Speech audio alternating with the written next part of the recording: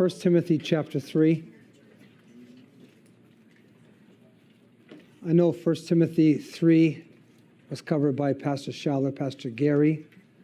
Also, we saw there was a tape on 1 Timothy 4. I'm just going to touch on a few things in 1 Timothy chapter 3 after reading through the notes and consulting with the men who taught. Just a couple of things that I want to speak about.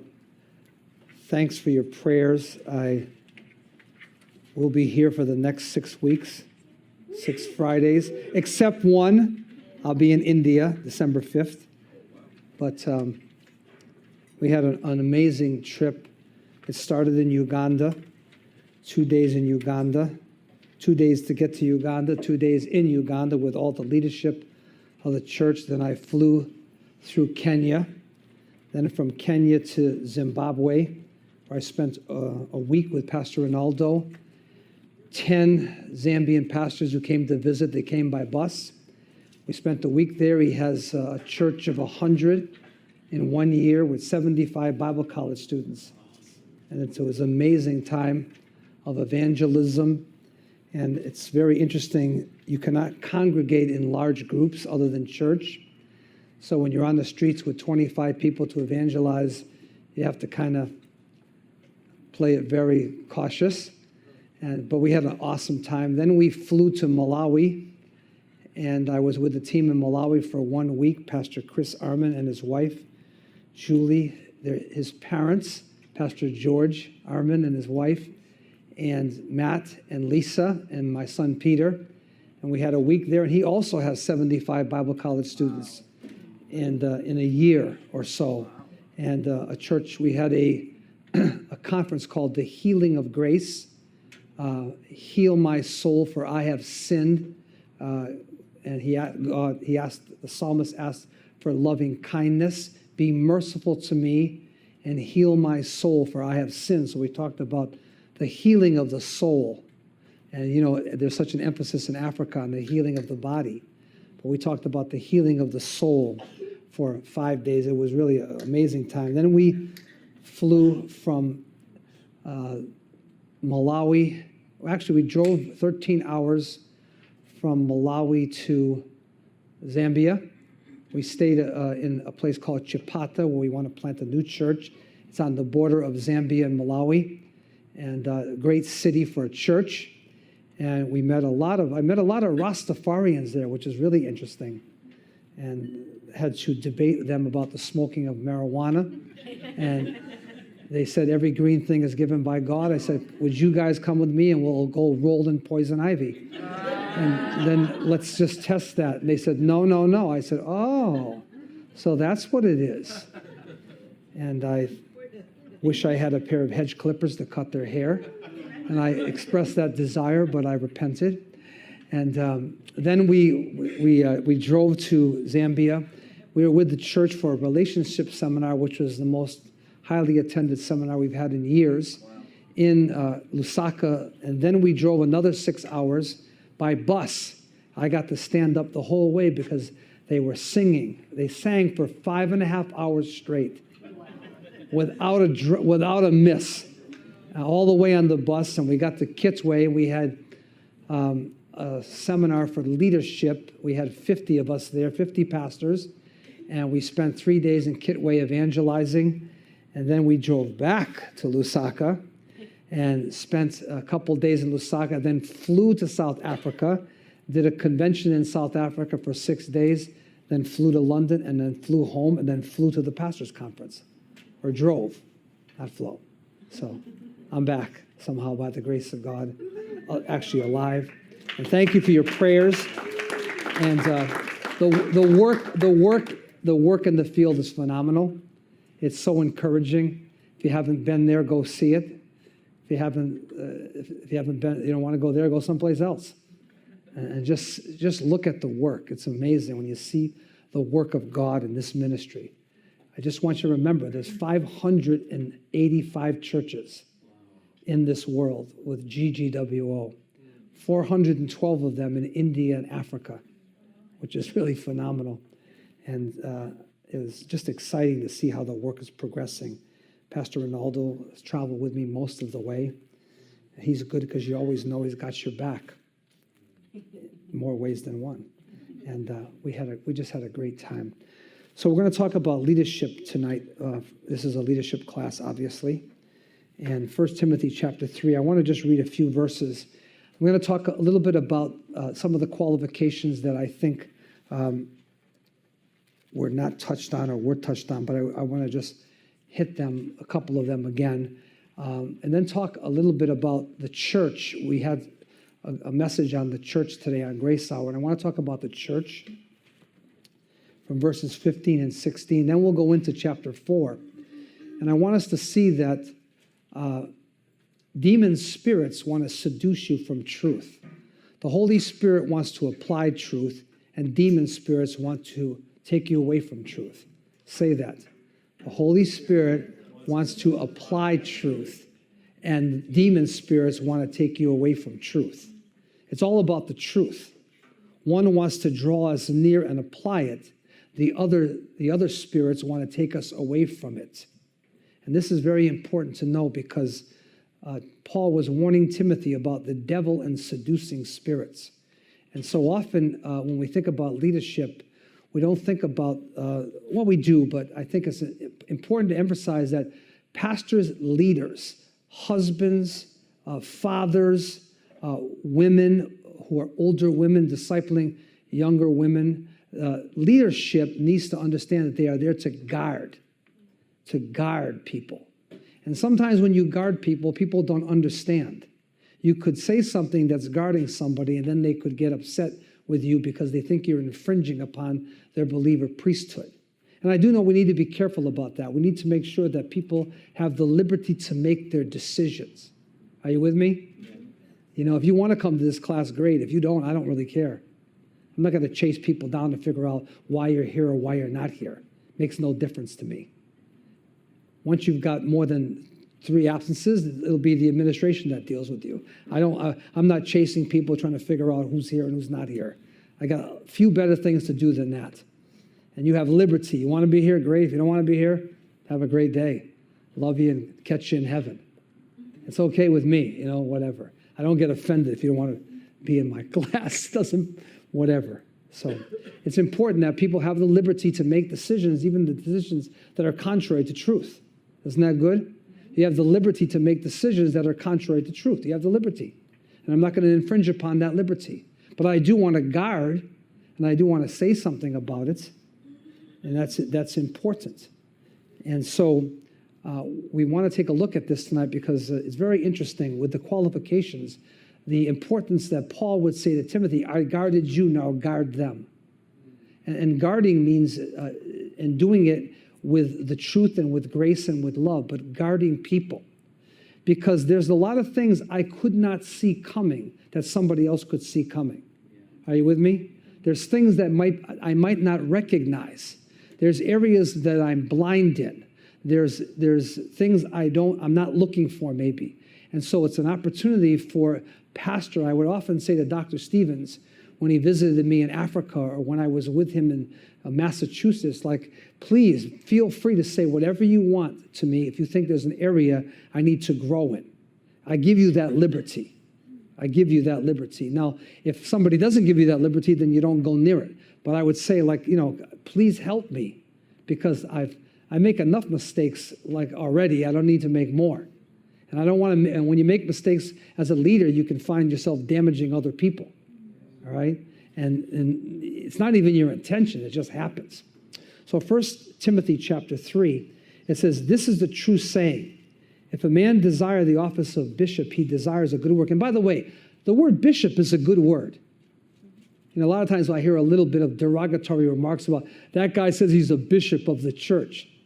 Well, to be honest with you, episkopeo is better translated bishop than any other word in the Bible. Pastor is poimeno, or raha in the Hebrew. But bishop really is episkopeo, to watch over. A bishop oversees. So it's not a bad word, all right? Overseer is a better word. Overseer is a better word, but we don't use that. If a man desires the office of bishop, he desires a good work. Isn't that good for some of you men to think about? Huh? What do you desire? Good business? Good job? Good family? Good house? Good friends? Or good work? A good work. Why, you know what? Go for it. Are you with me? Go for it. Like, I don't know, you know. Well, if I don't know, I'm going for it anyway. All right? Go for it. Go for the office of pastor. It's God. The desire for pastoring. And it'll be checked off. If it's not from God, leadership will check you off. Don't worry about it, okay? Don't worry about that. It's important because there are so few of them, so few Christians want to go in that direction anymore. It's amazing. Oh, how am I going to take care of my family? God? Like whatever happened to God? You know? How am I going to take care of my family? God? Did God leave the throne because you decided to be a pastor?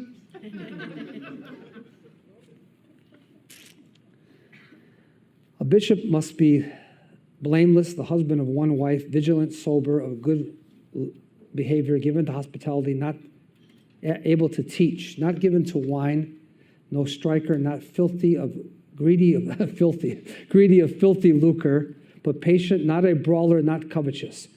And one that rules, I like this one that rules or leads his own house, having his children in subjection with all gravity. For if a man know not how to rule his own house, how shall he take care of the church of God? Now, there are exceptions in the sovereignty of God to this. And we'll talk a little bit about that. But this is a very important point. If your house won't follow you, why should a church? Why should other people? You know? And that doesn't mean that you don't have the gift. It means you may have to pray more, develop more, love more, invest more before you take that place. Are you with me? Very clear about that. Not a novice, lest being lifted up with pride, he fall into the condemnation of the devil. Moreover, he must have a good report of them which are without, lest he fall into the reproach and snare of the devil. I like those two words there. They're kind of interesting. Lifted up and fall. When you and I get lifted up, are you with me? Yes. The fall's coming. Don't worry about it. The experiential fall's coming. When I get lifted up, Satan lifted himself up, and guess what happened to him? What happened to him? He fell. When I'm lifted up, it's guaranteed. You don't have to worry about whether anybody else knows it or what's going on. I get lifted up, God's going to deal with it. Are you with me? So often we got to try to figure out how to deal with every single person instead of letting God do it. Hello? Are you with me? You know what? You get lifted up, I get lifted up, I'm going to fall. All right? I get lifted up, I'm going to fall. And it's up to God, because many times God is so patient and loving and gracious that it's something that he is handling. He is dealing with, all right? And this is interesting because we need to understand how much the enemy hates leadership. Did anybody talk about that in the last few classes? Satan hates leadership. Why? He lost his. Are you with me? Yes. Are you with me? Are you thinking tonight? Are you concentrating? Are you fiddling around? Mentally fiddling and diddling in your mind? Huh? He hates leadership because he was the chief archangel and he was dropped out of his position. He hates it. So his attack against it is going to be incredible. And this is very clear. Not a novice, not newly planted, a novice. He's being lifted up with pride. He falls into the condemnation of the devil. Moreover, he must have a good report of them which are without, lest he fall into the reproach and snare of the devil. Now this is interesting as we start leadership here. Think about those statements. Number one, the condemnation of the devil. If you get lifted up or a leader gets lifted up with pride, he's going to fall into the condemnation, the krima, K-R-I-M-A, the krima, the condemnation, falling into the condemnation of the devil. The very judgment, he falls into that. He falls into the condition, all right? Not the position, but the condition. So he falls in the condition. The devil is into pride and rebellion. And there's consequences to pride and rebellion. And so a person that gets lifted up is going to fall into the condemnation experientially of what the devil is about. all right, falls into the condemnation of the devil, the judgment against the devil. Not going to hell. He's not the devil himself. He's not a demon, but he just falls into and experiences some of the things that are related to the fall, falling into the condemnation of the devil. And that is interesting. Then it talks about the reproach and snare of the devil. Are you with me? Reproach is a word that means the dishonor that the devil felt, the reproach of the devil, and the snare of the devil speaks of the trap, okay? The being held fast in a trap. That's the devil's strategy, by the way.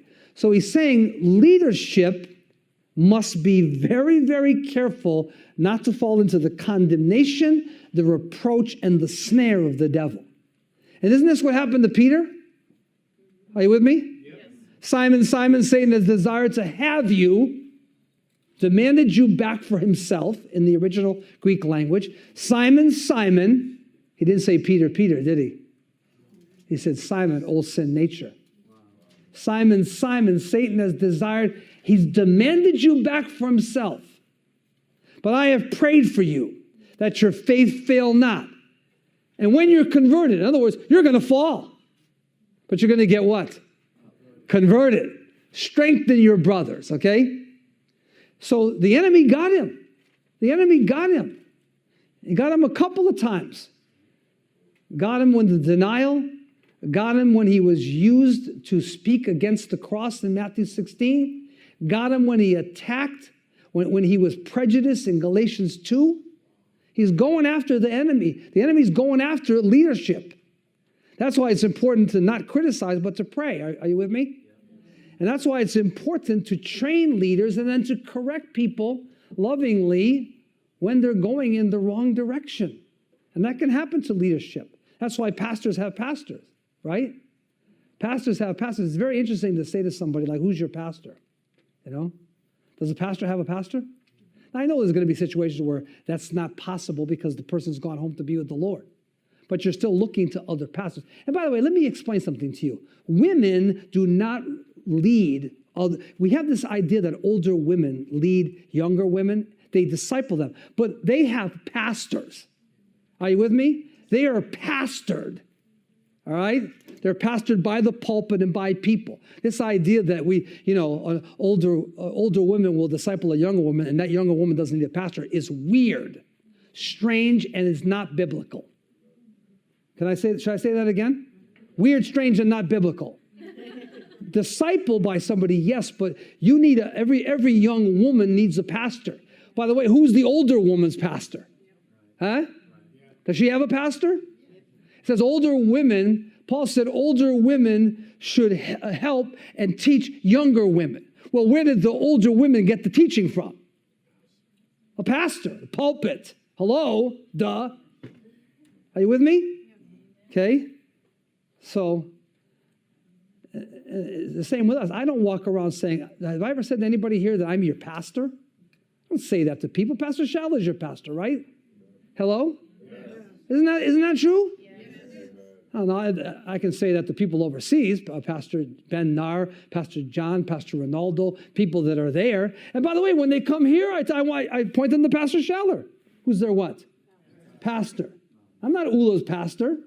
She works in the missions office, God help her. But I'm not her pastor. I'm a pastor who can give advice and wisdom, but I'm not the pastor. Thank you. I kind of like that too. You know why? The responsibility. I don't have to I'm just joking. There's a lot of it out there, believe me. Whatnot. But we understand that.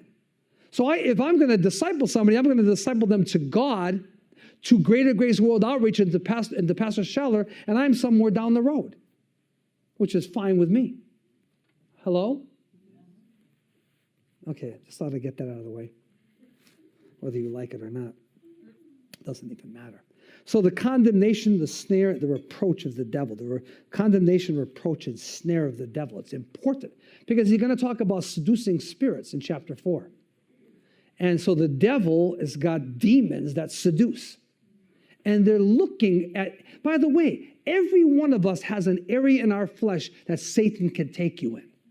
Every single person standing and sitting in this room, and even if somebody's kneeling or leaning back in a lounge chair, the enemy, that's a nice looking chair. The enemy knows areas of our flesh. For Peter, it was fear of the Jews. Peter feared Jews, religious Jews, because he was a simple Galilean. Thomas was doubt. James and John, it was anger. Moses, it was anger. David, it was lust. And it could be a little bit violent at times with people. The enemy knows the areas, and he knows how to go after them. And he's going after them. Demons penetrating the old sin nature to produce something. And don't sit there thinking that he doesn't know what yours is. Because we've expressed it enough times, all of us, huh? We say words, devil can't read your mind. Say that, devil can't read my mind, ha ha. Devil can't read my mind, ha ha. He can't, but I'll tell you one thing, he can read your actions. He can hear your words. There's no doubt about that. All right, I enter into that kingdom, but he's not reading my mind. So there's a strategy, 2 Corinthians, all right, chapter 4, verse 4. There's a strategy. If you read Ephesians 6, 10 through 17, you'll see there's a strategy and a hierarchy. And it's not something to play with. And it's not something to live, not recognizing. Thinking that, oh, it's no big deal. He's just a guy with a couple of horns and a big tail. And he's, like this figure in a magazine. He's the one that put that out there, so that's what you would believe about what he is. He's the prince of the power of the air. Are you with me? He's the God of this world. He has a strategy, a hierarchy. He has in 2 Corinthians 2:11, he has systematic approaches. And he has a mind. And so he's looking for Timothy. He's looking for Paul. A messenger of Satan to do what? Hello? Some of you that don't think that this is important, the reason you don't think it's important is because he's already got you. You're sitting here in this class, he already got you. You could get delivered tonight. You think it's not, yeah, here we go. How long is he going to talk about this for, This is boring me. It's because you're satanically inspired in your brain. Your brain is gone already. Huh? Watch out. Watch out. There's a snare, and there's a reproach, a snare, and a condemnation of the devil. And it's against leadership. He went after Zechariah, the high priest, in Zechariah 3:1. Didn't he? He went after him, accusing him. He went after Moses. He went after Joshua. He went after Jesus, okay, in Matthew chapter 4. And we've got to realize that this is one of the key aspects about leadership is we have an enemy, not just our flesh and not just the world and not just the government. We've got an enemy who's been around for thousands of years. He studies human beings. Don't get scared. Okay, I'm just trying to tell you some truth so you'll be aware of it and keep razor sharp spiritually. Are you with me? Yes. Hello? Yes. Yeah. Interesting. So leadership that's not aware of the assaults of another kingdom is leadership that is really oblivious to all of that and really gets duped and then buys the lie. And so we've got the spirit showing us truth or seducing spirits taking us away from truth. And this happens in everybody's life. This can happen. Can you think about some time in the last day or week or so where the enemy's tried to come at you? Oh, come on with this Bible college stuff. What's it going to get you anyway? Right? Some of you are laughing. You know what I'm saying? Huh? The attack, How long is this going to go on for? Or how many years do I have to go to Bible school? That's a satanic thought. How about the rest of your life? Huh? How about going to Bible school the rest of your cotton picking life? I don't even know what that means. The rest of my life, right? Studying the Bible. Going to Bible school teaches you how to study the Bible so you'll study it for the rest of your life. What do you think you're going to do in heaven? You're going to study the Word. You'll see it in person, Him in person. You're going to study the Word in heaven. Oh, I'm tired of this. Well, ask for purgatory then. I don't know. I'm just joking. priest once told me, he said, you haven't got a shot in hell of ever going to purgatory. That's how bad you are. I said, you're the same guy that's chasing women in my father's Barbie Friday night, right? I said that to the priest. You're the same guy that's going after women in my father's bar room. And you're telling me I might not make purgatory even? I can't even make purgatory? I said, you're a gem of an example. Of course, I wasn't going to church anymore anyway, so I didn't really care about that whole scene. So let's take a look at this. And starting in verse 1, I want to this is a true saying, and I like this. I love this first statement. This is an irrefutable statement. This is a true statement. It's pistos, and it says it's trustworthy and it's believable. It's the faithful word. This is a true saying. This is a true saying. He's saying, I want you to understand something. This is absolutely true, what I'm going to tell you. If a man desire the office of bishop, he desires a good work. This is a true saying. This is irrefutable. This is true. This is worthy of belief. This is believable and trustworthy. This is a true saying. If you desire the office of bishop. And here's the interesting thing. There's two words for desire. You see the first one? If a man desire the office of bishop, he desires a good thing. There's actually two different Greek words here. The first one is orego, O-R-E-G-O. And it means stretching yourself out, longing for and seeking. In other words, this first desire is I'm stretching myself out, longing for and I'm seeking the office of what? Of bishop. Stretch yourself out, reach for, grasp after, seek and long for the office of bishop. Wow, is that a problem in Christianity today? Who wants to be a pastor? Come on. I'm not asking you. I'm asking Christianity. Who wants to be a pastor?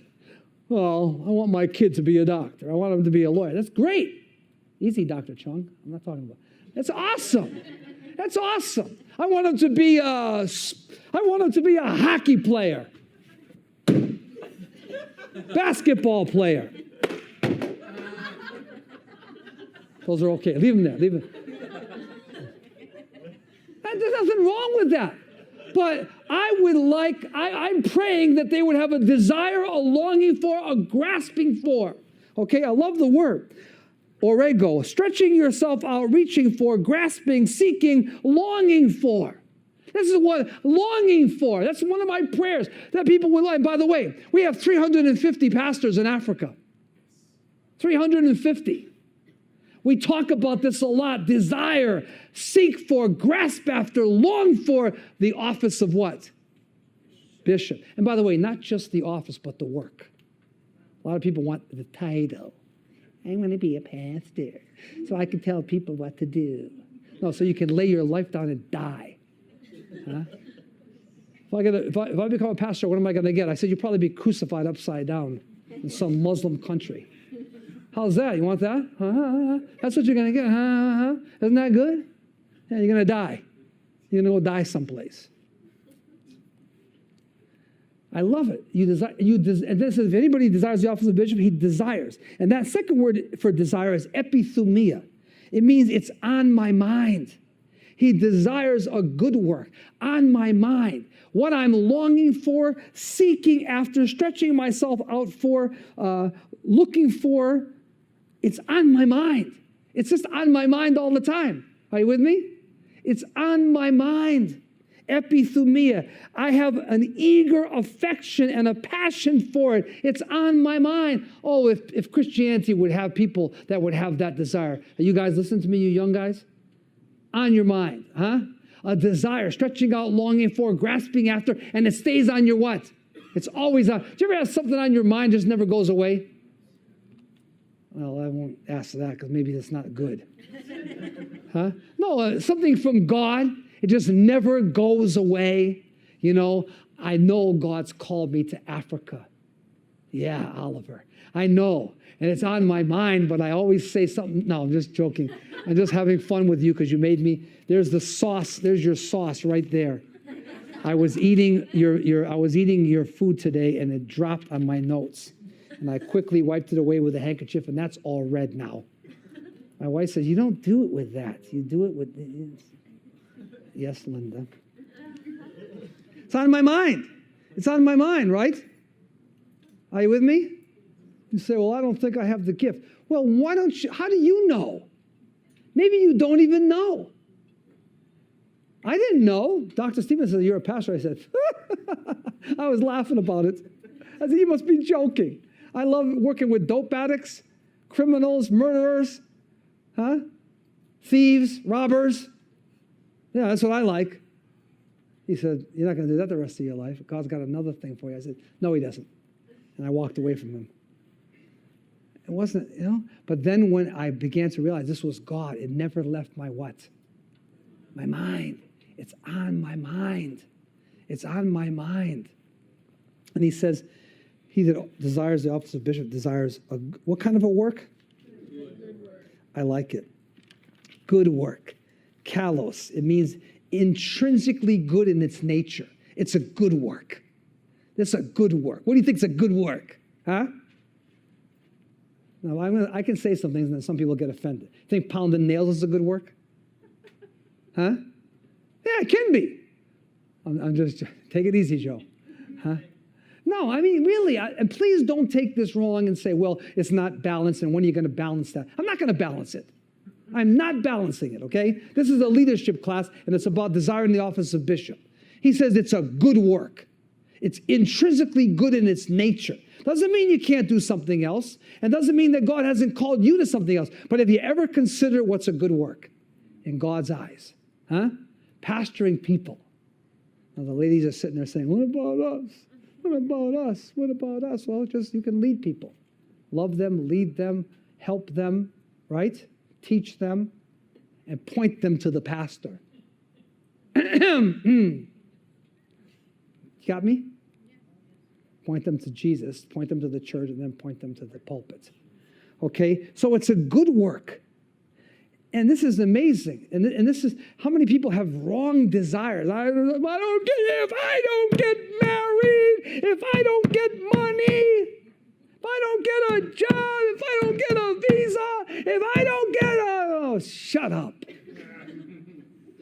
Desire a good work, right?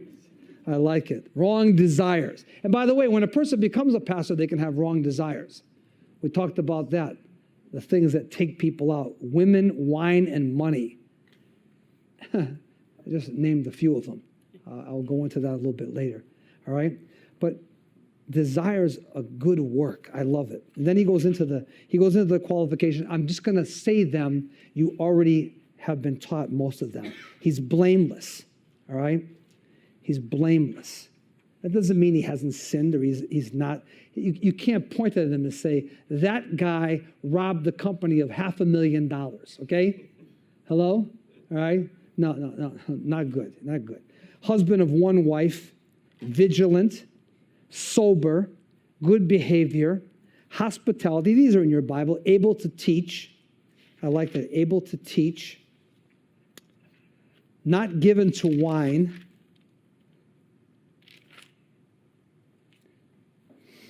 Not a striker, all right?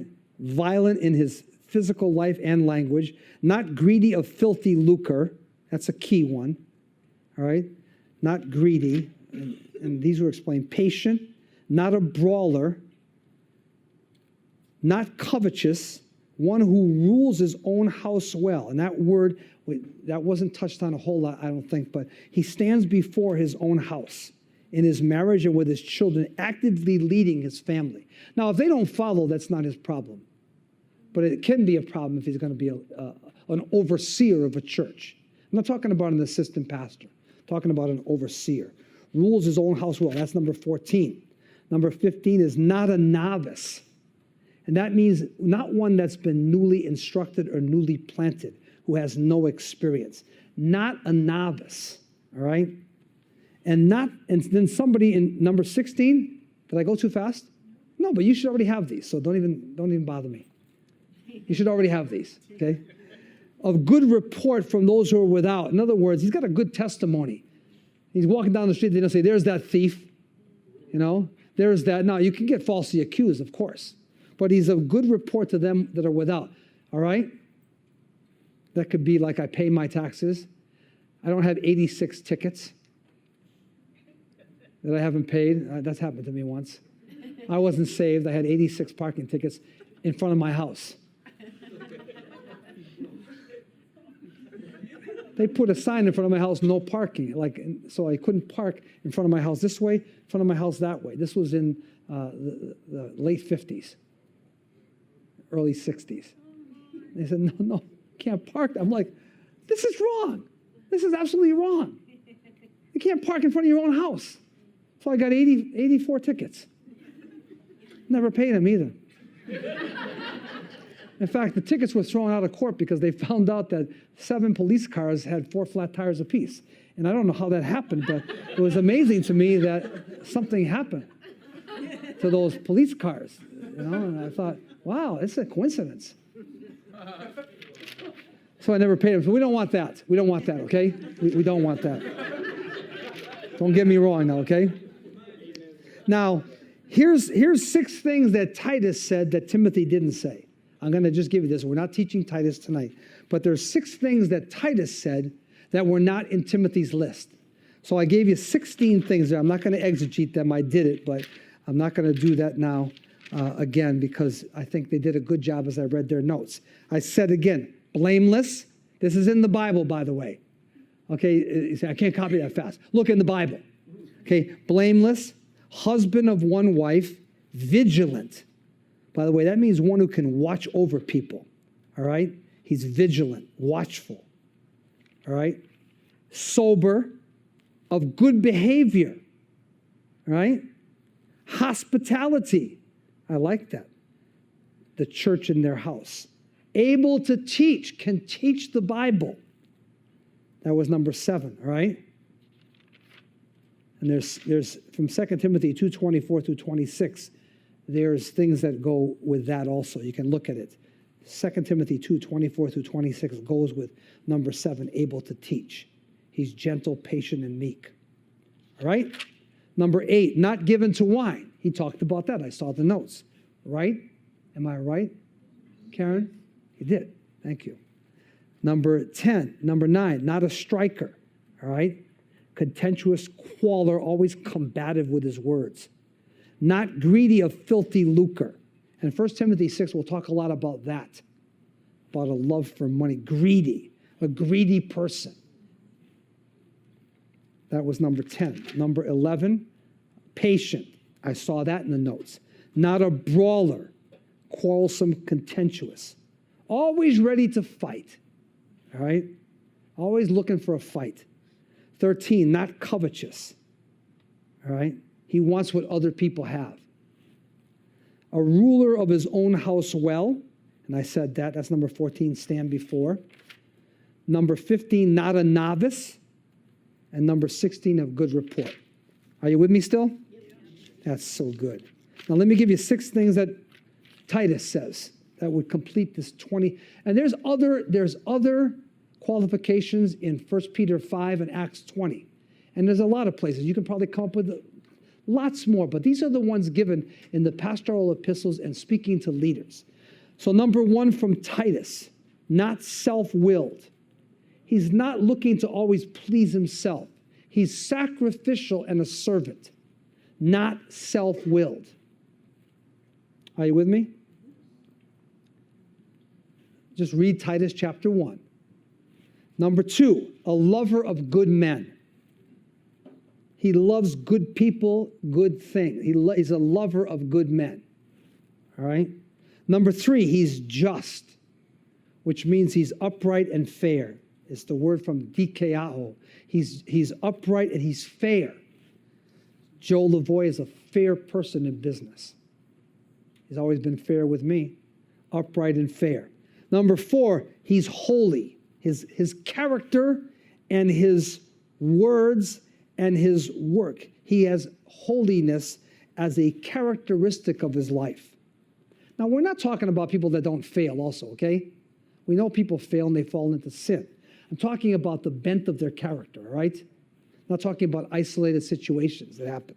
Number 5, he's a man of the word. He's a man of the word. Are you paying attention to me? That's good. A man of the word. Titus 1 verse 9, holding fast the faithful word as he's been taught. And number 6, he's a steward. He's an administrator. He manages the affairs of the house. He's a good steward, okay? Managing the affairs of the church. And that can be in many different things.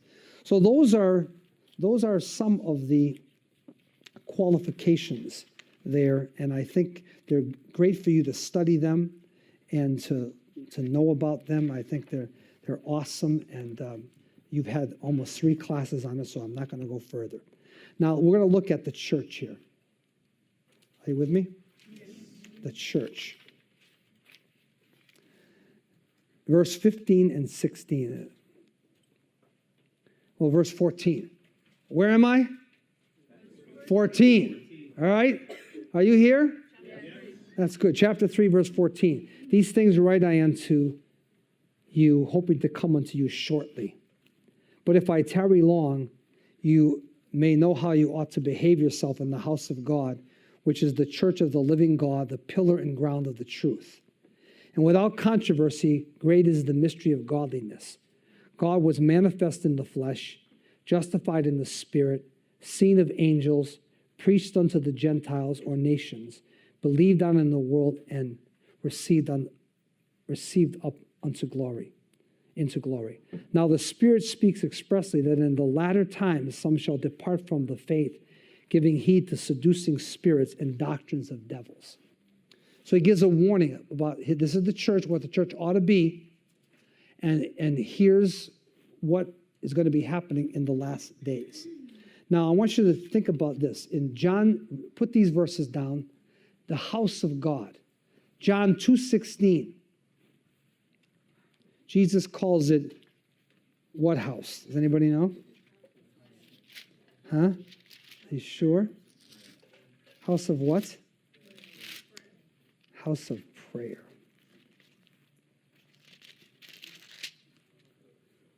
It's actually my Father's house. House of prayer is later on. There was 2 temple cleansings. There was one at the beginning of his ministry and one at the end of his ministry. Are you with me? 2 cleansing of God's house. All right?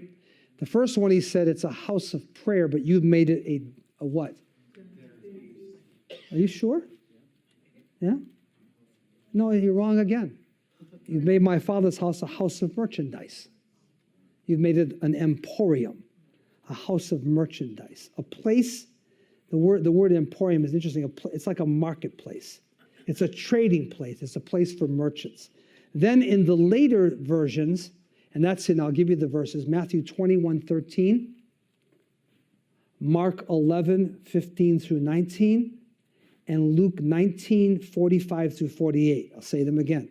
Matthew 21:13, Mark 11:15 through 19, and Luke 19:45 through 48.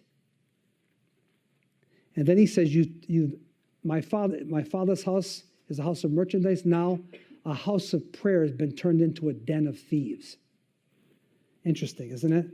And by the way, this type of thief is one who robs and does it openly.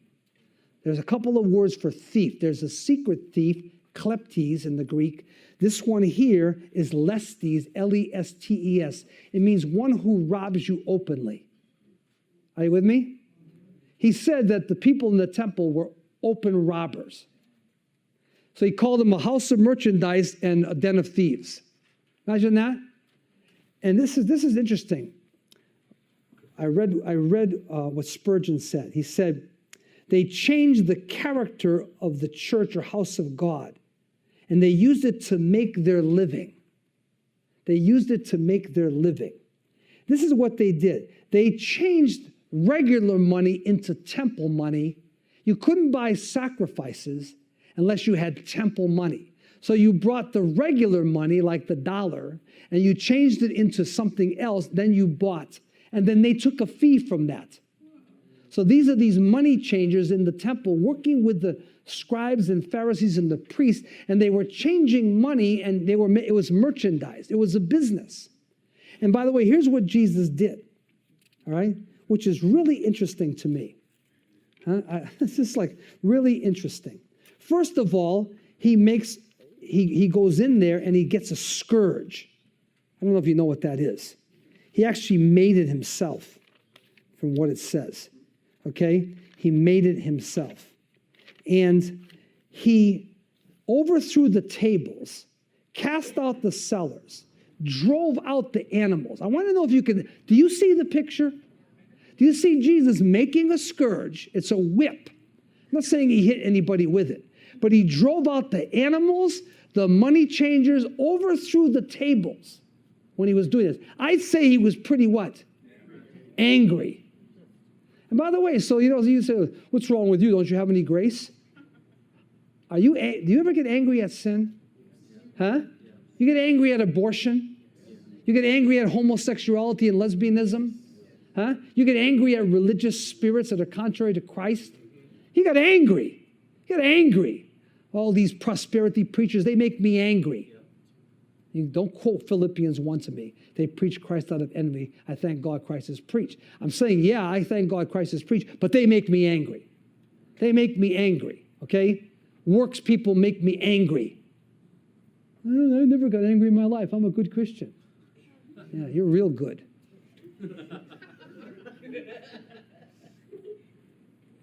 Good according to what? I get angry when I get audited by Mormons. I get angry. Just joking. I had a Mormon IRS agent auditing me, and she said to me, I don't understand how you could spend this much money traveling around the world. And based on what you make, it's impossible. I said, it's because you don't have the Holy Spirit. I said, all you know is Joseph Smith and some book of Mormon. I said, what do you know about God? That's why I got audited again this year. See, I provoked her. Then you say you shouldn't have done that. I was angry. Sorry. Angry when people are late. Always late. Late for church, late for everything, okay? Late, okay? So Jesus makes a scourge, overthrows tables, and drives the animals out. And then he does another thing, which I think is great. He embraces the lame and the blind and the children, right? They were not allowed in the temple. Did you know that? You could have the animals and the money changers and all of that garbage going on, but the lame and the blind and children couldn't come in. Can you imagine? Huh? It's unbelievable, isn't it? So he embraced them and drove the others out. Very interesting. There was a guy one time in a church, in one of our churches in Ghana, and he was living, I went to his house, and I went to a woman's house, and he appeared at the door with just about nothing on. He said to me, praise the Lord. I said, you should be saying praise the devil, because you're with a woman that's not your wife. And then there was a wedding at the church that weekend, and he comes to the wedding, he's in the back.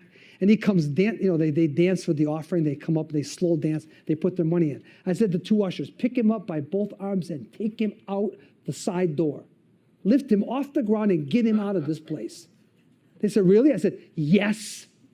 I was angry that he could do that and think he could just come to church. Angry. Okay? Interesting. So, makes a scourge, overthrows the temples. By the way, also poured out the money.